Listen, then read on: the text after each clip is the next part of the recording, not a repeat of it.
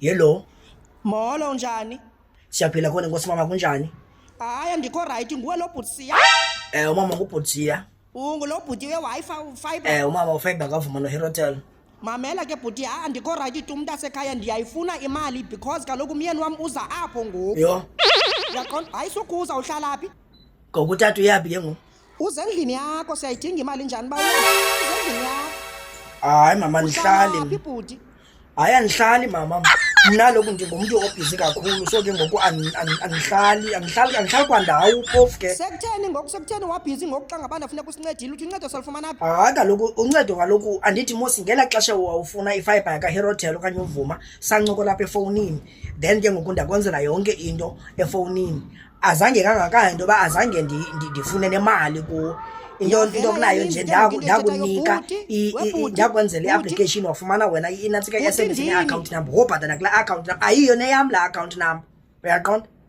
Wena sukundiqondisa into ezingekhoyo yayingenguwe odana uthe masibhatale. Kaloku ndim owathi ibhatala because kumele kube njalo uyabhatala before izo-installwa awuveli akuziwa Bhuti mamela oyena mntu uzayiva ngcono le mfitshi uthethayo. Hayi mama ndihlala indawo uyaphi utata.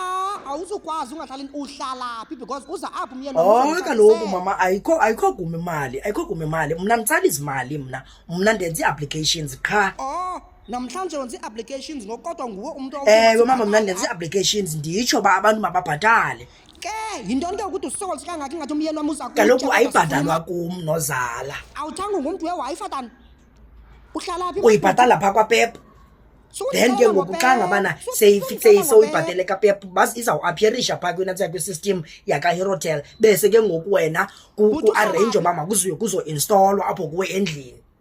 Mna andiyazi nix andingeni kwandawo ye-installations mna ndinceda qha uba mawukwazi uba ubhatale uyofakelwa qha. Loo nto awuphefumli uthatha kokoko.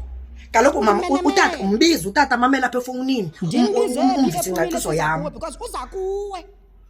Uhlala phi? Yho. Uthi uyaphi ke ngoku xephuma?